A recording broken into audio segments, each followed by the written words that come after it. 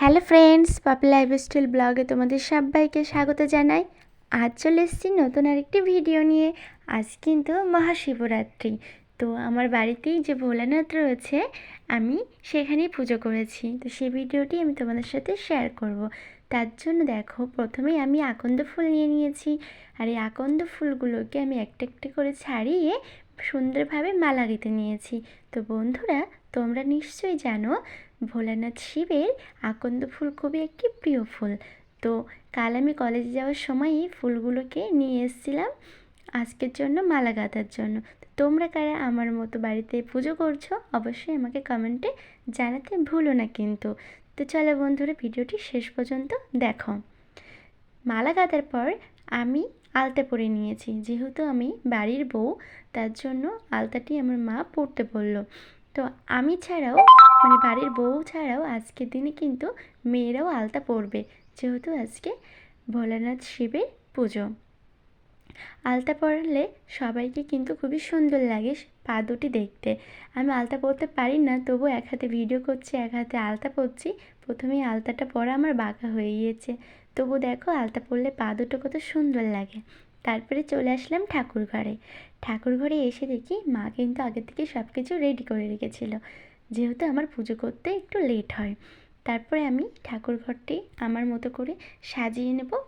সাজিয়ে নেবার পর তারপরে পুজো করব। তো বন্ধুরা, ভিডিওটি সাথে দেখো তোমরা। তোমরা কিন্তু প্রত্যেকেই জানো যে আজকের দিনে ভোলানাথ শিবকে পঞ্চামৃত দিয়ে স্নান করাতে হয়। তো আজকের দিন বাদেও প্রত্যেক সোমবারই কিন্তু স্নান করানো হয়ে থাকে। তো সেই জন্যই আমি ভোলানাথকে স্নান করিয়ে নিলাম। তারপর আকন্দ ফুলটা ভোলানাথকে অর্পণ করব। এরপরে তোমরা দেখতে পাচ্ছ যে আমি কিন্তু সব কিছু প্রায় রেডি করে নিয়েছি। এরপর আমি ফলগুলোকে ভালোভাবে ধুয়ে কেটে নেব পরিষ্কার করে।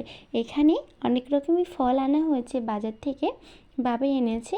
তো কমলা লেবু, শসা, মিষ্টি, আঙুর ফল, আপেল, মৌসুমি লেবু, শাকালু, অনেক রকমই ফল ছিল। আমি ভোলানাথকে দেবার জন্য চন্দনটিকে ভালোভাবে ঘষে নিচ্ছি। তো বন্ধুরা, তোমরা কারা পুজো করছো অবশ্যই আমাকে কমেন্টে জানিও।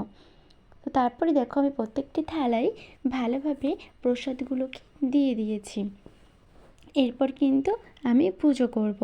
তো আজকের দিনে আমাদের অনেকেরই মনে ইচ্ছা থাকে যে কোন মন্দিরে গিয়ে ভোলানাথ শিবকে পুজো দিতে এবং আমাদের মনোবাসনা পূরণ করার কথা বলতে। তো প্রত্যেকেরই হয়ে ওঠে না। আমি যেমন চেয়েছি আমার বাড়িতে শিব আছে, তো সেখানে পুজো করতে। অনেকেই এটাও চায়, অনেকে পারিবারিক সমস্যা থাকে, অনেকে আবার যেতে চান না কোনো কারণে। তো এরকম হতে পারে। তো বন্ধুরা, সেই যেটাই হোক না কেন, তো দেখো তারপরে আমি কিন্তু ফুলগুলোকে নিয়ে ভোলানাথ শিবকে অর্পণ করব।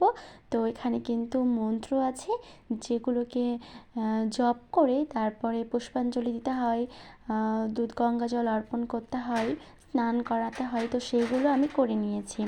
তো তারপরে আমি ধূপ প্রদীপও কিন্তু জ্বালিয়ে নিয়েছি পুজো করার জন্য। বন্ধুরা, তোমরা নিশ্চয়ই জানো শিবরাত্রির সময়সূচিটা শুরু হয়েছে কখন থেকে কটা পর্যন্ত। তো দেখো, আমি কিন্তু দুধ গঙ্গা জলটিকে ভোলানাথের মাথায় অর্পণ করে দিয়েছি। তো পাশে আরেকটি শিবলিঙ্গ রয়েছে, সেটাতেও আমি কিন্তু সেমভাবে করে নিয়েছি। তো বন্ধুরা, বুধবার সকাল 9:42 থেকে কাল 27 ফেব্রুয়ারি বৃহস্পতিবার সকাল 8:31 পর্যন্ত থাকছে শিবরাত্রির সময়। তো বন্ধুরা, তোমাদের মধ্যে অনেকেই আছো যারা 4টি প্রহরেই শিবের মাথায় দুধ গঙ্গা জল অর্পণ করতে চাও এবং তোমাদের মনস্কামনাটি ভোলানাথের কাছে বলতে চাও। তো তোমরা সেটা বলতে পারো, ভোলানাথ নিশ্চয়ই তোমাদের মনস্কামনা পূর্ণ করবে। তো জানি না আমার মনস্কামনা পূর্ণ করবে কি না, আমি বাড়িতে করেছি তো আমার বিশ্বাস আছে। মনে ভক্তি ভরে ডাকলেই ভোলানাথকে ভক্তি ভরে ডাকলেই ভোলানাথ কৃপা করে, তাকে সাহায্য করে। তো আমি সেইভাবেই ভোলানাথকে ডেকেছি, পুজো করেছি। তো দেখা যাক।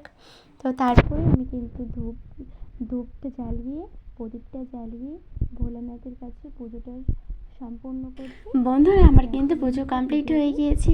এরপর আমি প্রসাদ, সকলকে প্রসাদ নিয়ে নিজে প্রসাদ খেয়ে নেব। তো বন্ধুরা, ভিডিওটি যদি ভালো লেগে থাকে একটা লাইক করে দিও, আমার চ্যানেলটিকে সাবস্ক্রাইব করে দিও।